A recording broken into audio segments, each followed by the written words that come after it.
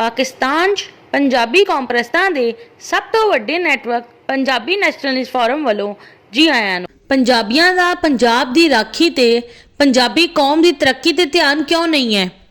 पंजाब विच 10 वड्डियां बरादरियां जट, अराई, राजपूत, गुज्जर, अवान, शेख, पठान, यूपीसीपी दे उर्दू बोलण वाले हिंदुस्तानी, अरबी निजात गिलानी, कुरैशी, अब्बासी वगैरह ने।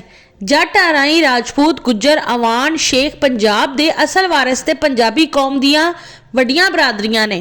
पठान, बलोच, यूपीसीपी दे उर्दू बोलण वाले हिंदुस्तानी ते अरबी निजात गिलानी, कुरैशी, अब्बासी वगैरह बाहरों आके पंजाब ते काबज हो गए। जट, अराई, राजपूत, गुज्जर, अवान, शेख पंजाब दे असल वारिस ते पंजाबी कौम दियां वड्डियां बरादरियां हो के भी आपस ਵਿੱਚ ਸਾਂਝ ਕਰਕੇ ਪੰਜਾਬੀ ਕੌਮ ਬਣ ਕੇ ਪੰਜਾਬ ਦੀ ਰਾਖੀ ਤੇ ਪੰਜਾਬੀ ਕੌਮ ਦੀ ਤਰੱਕੀ ਤੇ ਧਿਆਨ ਦੇਣ ਦੇ ਬਜਾਏ ਬਰਾਦਰੀਆਂ ਵਿੱਚ ਵੰਡ ਕੇ ਆਪਸ ਵਿੱਚ ਹੀ ਲੜੀ ਜਾ ਰਹੇ ਨੇ।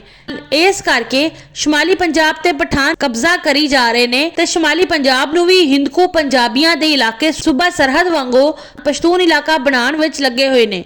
ਜਨੂਬੀ ਪੰਜਾਬ ਤੇ ਬਲੋਚ ਤੇ ਅਰਬੀ ਨਿਜ਼ਾਤ ਗਿਲਾਨੀ, ਕੁਰੈਸ਼ੀ, ਅब्बासी ਵਗੈਰਾ ਨੇ ਕਬਜ਼ਾ ਕੀਤਾ ਹੋਇਆ ਹੈ ਤੇ ਹੁਣ ਜਨੂਬੀ ਪੰਜਾਬ ਵਿੱਚ ਸਰਾਇਕੀ ਸਾਜ਼ਿਸ਼ ਕਰਕੇ ਜਨੂਬੀ ਪੰਜਾਬ ਨੂੰ ਪੰਜਾਬ ਤੋਂ ਵੱਖ ਕਰਕੇ ਇੱਕ ਨਵਾਂ ਸੂਬਾ ਬਣਾਉਣ ਵਿੱਚ ਲੱਗੇ ਹੋਏ ਨੇ।